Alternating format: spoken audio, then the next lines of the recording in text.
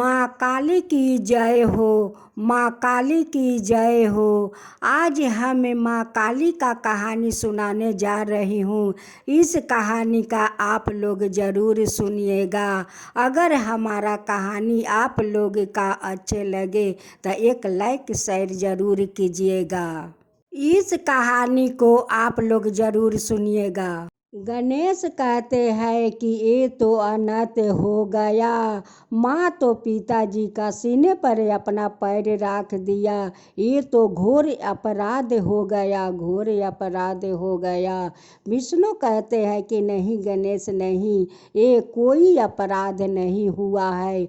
जो हुआ है वो ठीक हुआ है गणेश, ठीक हुआ है। कार्तिक कहते हैं कि गणेश, मैं तो पिताजी को इसलिए बुलाया कि माँ का क्रोध तो पिताजी शांत कर सकते हैं, उसलिए मैं पिताजी को यहाँ पर बुलाया। आप पिताजी का साथ तो आप देखो शुभ देखो, मैं आ गया। तुम तो ललकारा था कि तुम्हें मैं बंदी बनाऊंगा, देखो मैं आ गया। ए भद्रा काली, तू बार बार मुझे पराजित किया है, मेरे शेष भाता को मारा है, बार बार तू अपमानित किया है। अशुभ कहता है कि अरे भद्रा काली, तुझे तो क्षमा मांगने के अवसर दिया, लेकिन तू स्त्री बनकर मुझे भयभीत किया। अरे भद्रा काली, तेरा तो संघर्ष मैं बहुत सह लिया, लेकिन अब मैं नहीं सहूंगी। आई असुर सेनाओं, जाओ सारे देविकाओं को पकड़कर मेरे सामने उपस्थित करो, अपना असुर धर्म को पालन करो। हम लोग अपना असुर धर्म निभाएंगे और सारे देविकाओं को लियाकर आपका सामने उपस्थित कर देंगे। लड़ने के लिए असुर सेनाओं आगे बढ़ गया। माँ काली कहती है कि अरे मूर्ख असुर, तेरा जितना असुर है मैं सभी का खून को पान किया। अब मैं तुझे दंड देने के लिए तैयार हूँ। अरे भद्रा काली, तू जितना संघर्ष कर ले, तू जितना चाहे उतना आजमा ले, अब तेरे देविकाओं को मेरे असुर छोड़ने वाला नहीं है। सारे निर्दोष देविकाओं को पकड़कर वो बंदी बना लिया। माँ काली कहती है कि अरे मूर्ख, तेरा कैसे साहस हुआ रे कि निर्दोष बालकों को पकड़कर तू बंदी बना लिया। इस निर्दोषों को रक्षा करने के लिए तो सदैव जगजननी तैयार रहती है रे मूर्ख। तुम लोग मत डरो, इस असुर तुम लोग का कुछ नहीं बिगाड़ सकता है। जब तक इस जगजननी रहेगी तुम लोग का रक्षा करेगी। तुम लोग सुरक्षित स्थान पर जाओ। अरे शुभ, तू जितना बार संहार करेगा उतना बार तू मुंह के भरे गिरेगा। शुभ देखो, तुम्हारा सामने काली चंडालिन खड़ी है, चारों दिशाओं में मेरी देविकाओं तुम्हारा असुरों के साथ संहार कर रही है। जब लाश का बरसात हो रहा था तब शुभ कहता है कि आकाश मार्ग से ये सब क्या गिर रहा है, ये तो लगता है कि असुर को संहार हो रहा है। क्या हुआ शुभ, ये सब मेरे देवी को तुम्हारे लिए तो उपहार भेज रही है। मन भाया नहीं तुम्हें, उपहास मुझे कर रही हो। नहीं, तुम पर दया कर रही हूँ। शुभ, अभी तो मार्ग का संघर्ष शुरू हो रहा है। उस संघर्ष में माँ काली अपना सुदर्शन चक्रों से सारे असुरों को सभी असुर का गला उतार देती है। सारे ऋषियों को पकड़कर असुर ले आते हैं और कहते हैं कि चलो तुम सब को हम लोग हवन करेंगे। देखो शुभ देखो आकाश के अवर देखो, तुम्हारा सारे असुर सेनाओं लौट रहे हैं। देखो किस तकलीफ में लौट रहे हैं, देख लो कि किस दुख में लौट रहे हैं। माँ काली सारे असुरों को वध कर कर उसे शुभ का सामने उपस्थित कर देती है। देखो अहंकारी शुभ देखो, देखो अत्याचारी शुभ देखो, कैसे तेरा सेनाओं के बरसात होता है। अभी क्या तुम्हारा एक नारी पर संदेह है। बस भद्रा काली बस, बहुत हुआ तुम्हारा इस विनाश का लीला। अब तो शुभ सोचने लगा कि ये कैसा असंभव है, इससे तो कोई असुर नहीं बचेगा, इस काली से तो कोई नहीं बचेगा और नहीं कोई बच सकता है। तुम्हारा शक्ति पर बहुत घमंड है ना शुभ, बहुत घमंड है, तो अब भुगतो अपना अहंकार का परिणाम। तुम सारे शक्तियों को उपयोग करते हो शुभ, वो सारे शक्तियाँ तो मेरा है, वो सारे शक्तियाँ तो मेरा है। तुम उसी शक्ति का उपयोग करते हो शुभ, उसी शक्ति का उपयोग करते हो जो मेरा शक्ति का उपयोग करता है, उससे शक्ति मैं छीन लेता हूँ। क्योंकि मेरे शक्तियाँ तो कल्याण के लिए है, विनाश के लिए नहीं है शुभ, विनाश के लिए नहीं है। इस शक्ति का तुम उपयोग नहीं कर सकते हो शुभ, नहीं कर सकते हो। कर सकती हूँ तो इस शक्ति का उपयोग मैं कर सकती हूँ। मैं इस दुष्ट का तो उपयोग होगा, जरूर उपयोग होगा। इस कैद में असहाय होकर रहना कैसा लगता है शुभ, कैसा लगता है तुम्हें। अब मैं तुम्हें क्या करूं, बोलो शुभ क्या करूं। कौशिक कहती है कि नहीं भद्रा काली, उसे वही स्थान आप दिखा दीजिए कि वो एक नारी का स्थान दिखाना चाहता था। इसे मृत्युक दे दीजिए, इसे वध कर दीजिए, इसे वध कर दीजिए। आपका कृतज्ञ हूँ काली कि आप धर्म जीवन जीने के लिए एक अवसर दिया। आप तो जीवन ही नहीं दिया, आप तो जीवन में मेरा प्राण भर दिया। आपका कोटि कोटि धन्यवाद करती हूँ। शुभ कहता है कि अरे काली, तू कभी मुझे नहीं मार सकती। इस पाप का जीवन मेरे लिए आनंद कार्य है। इस जीवन को मैं तो ब्रह्मा जी से वरदान मांगा है, इस जीवन को मरना असंभव है।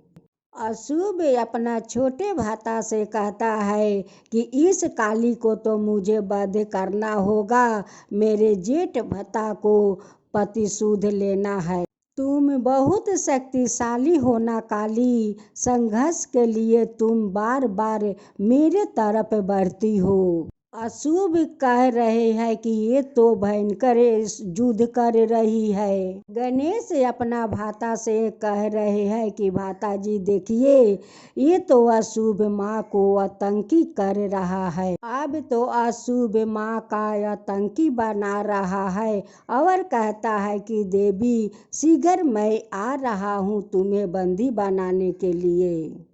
अशुभ का छोटे भ्राता कहता है कि शुभ भ्राता, आप क्यों एक बालक के तरह एक कोने में बैठकर क्या संघर्ष का इंतजार कर रहे हैं, पराजित होने के लिए। शुभ कहता है कि अशुभ, मैं तो पराजित हो चुका हूँ। अशुभ अपना छोटे भ्राता से कहता है कि भ्राता, ये सब देविका यहाँ पर क्यों आ रही है। वो कहता है कि भ्राता शुभ, यहाँ पर आज शुभ होने वाला है, आज उत्सव होने वाला है, मदिरापान होने वाला है। शुभ कहते हैं अपना छोटे भाता से कि शुभ भाता ई मदिरा तो मैं पी रहा हूँ, एक कैसा आनंद है, एक कैसा उसप है भाता शुभ।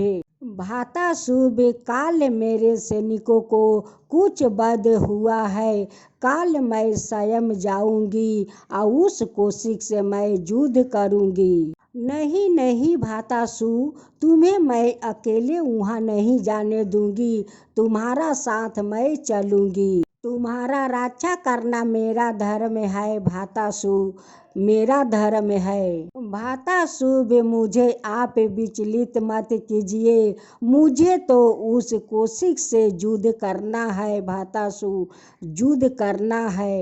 मैं उसे युद्ध करना चाहता हूँ भातासुब, मैं उसे युद्ध करना चाहता हूँ। मैं तो बहुत उताहुल हूँ, बहुत उताहुल कि उस कोशिश को मैं बंदी बनाकर आपका सामने मैं उपस्थित करूँ। शुभ कहता है अपना छोटे भाता से कि क्या भाता शुभ, तुम उस कोशिकी को तुम बंदी बनाकर लिया सकते हो। वो कहता है कि शुभ भाता आप मदिरा करिए, आप इस उत्सव का आनंद उठाइए, आप चिंता मत कीजिए भाता शुभ। छोटे भाता कहता है कि शुभ भाता मेरे साथ आप इस उत्सव का आनंद लीजिए, मेरे साथ मदिरा पान कीजिए भाता शुभ, पान कीजिए। तुम्हारा बात सुन कर भातासु मैं तो निश्चिंत हो गया, मैं तो बहुत आनंद हूँ और तुम पर तो मुझे पूरा विश्वास है। अब तो उत्सव होगा, जोर तोर से होगा, मदिरा पान होगा, उत्सव होगा, सब कुछ होगा, सब कुछ इस महल में उत्सव होगा, मदिरा पान होगा। अब तो वो लोग उत्सव शुरू कर दिया, मदिरा पान पीना शुरू कर दिया। अशुभ अपना छोटे भाता से कहता है कि भाता शुभ, तुम कोशिकी से युद्ध करोगे और मैं कोशिक के साथ युद्ध करते हुए अपना भातासु को देखूंगी और उस युद्ध का मैं आनंद भी लूंगा। अशुभ अपना छोटे भाता से कहता है कि भातासु, यही अंचल पहाड़ है और इसी पहाड़ पर कोशिक रहती है। आखिर देखो हम लोग यहाँ तक चल कर आ ही गया। गणेश कहते हैं कि भाता ये तूफान अचानक कैसे हुआ, ये लगता है कि बहुत बड़ा पवंडल तूफान आने वाला है। कैसे शक्ति शरीर को कमजोर कर देता है और युद्ध का तरफ ढकेल देता है। माँ काली सारे असुर को वध करके और उनकी रक्त से मदिरा पान की।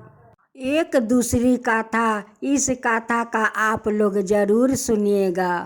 एक दिन माँ पार्वती कार्तिक और गणेश को लेकर वो ब्रह्मन पर जा रही थी। जात जात देखती है कि एक औरत उस मंदिर में पत्थर फेंक रही है। उस समय पुजारी माँ काली का पूजा कर रहे थे और वो औरत पत्थर मार कर छुप जाती थी।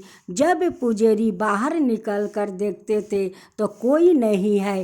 कहता है कि भाई अजीब है, कोई आदमी नहीं है, फिर भी मंदिर में पत्थर कहाँ से आते हैं। माँ पार्वती कार्तिक गणेश सभी लोग देख रहे थे कि उस औरत मंदिर में पत्थर फेंक देती है और फिर छुप जाती है। माँ पार्वती और कार्तिक गणेश सभी लोग अपना रूप धारण करते हुए उस औरत के पास जाते हैं और उस औरत से पूछते हैं कि उस पुजारी का कसूर क्या है। माँ पार्वती उस औरत से कहती है कि बहन, उस पुजारी का कसूर क्या है, आप क्यों उस पुजारी को पत्थर मारती हो।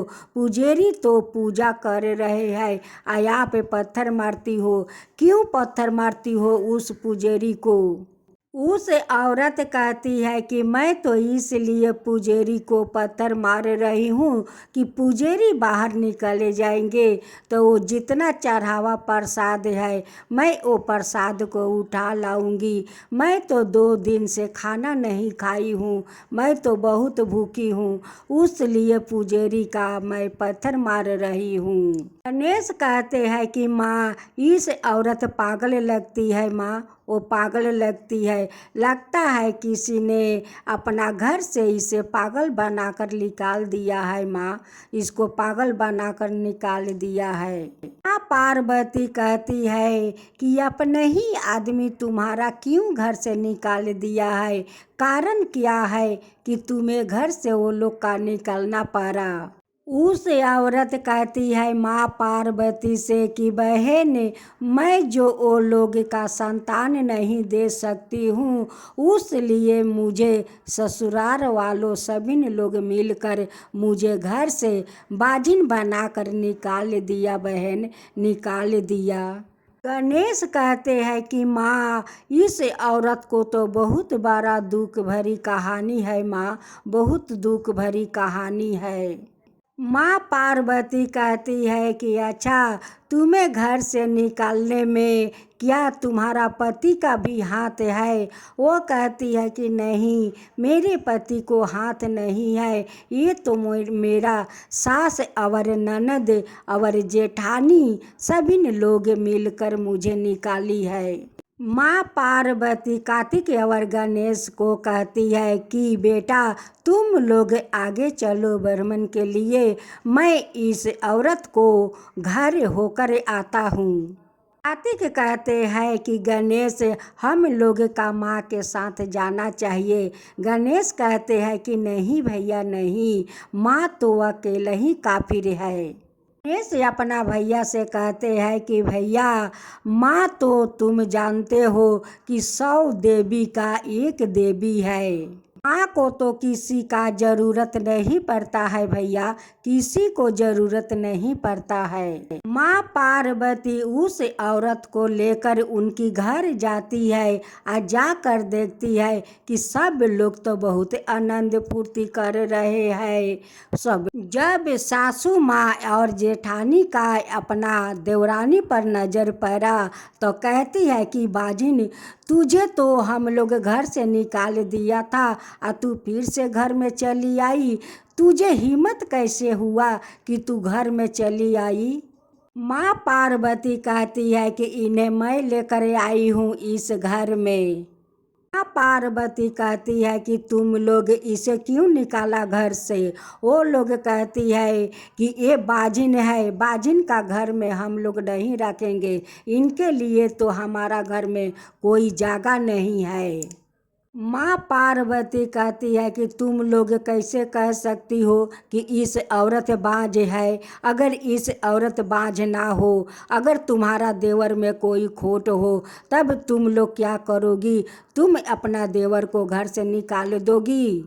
माँ पार्वती कहती है कि तुम तो माँ हो, अगर तुम्हारा बेटा में कोई कारण होगा और उस कारण से तुम्हारा बहू को संतान नहीं होता है तो क्या तुम अपना बेटा को घर से निकाल दोगी। अगर तुम्हारा बेटा में संतान नहीं होगा तब तुम क्या करोगी, बेटा का घर से निकाल दोगी।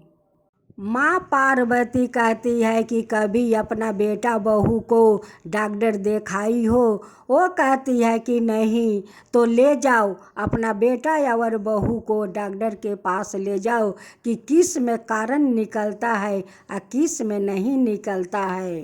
उस औरत का बात सुनकर बुढ़िया अपना बहू और बेटा का डॉक्टर के पास ले जाती है। डॉक्टर कहते हैं कि आपका बहू माँ बनेगी लेकिन आपका बेटा बाप नहीं बनेगा, उसलिए संतान नहीं होगा, उसे तो थोड़ा ऑपरेशन करना पड़ेगा तब जाकर उनकी संतान होगा। तब बहू अपना सासू माँ से कहती है कि सासू माँ आपका बेटा में संतान नहीं है, आप लोग हमें मिलकर बाजिन का नाम देकर या घर से बाहर निकाल दिया। अब क्या करोगे सासू माँ, अपना बेटा को घर से निकाल दोगे?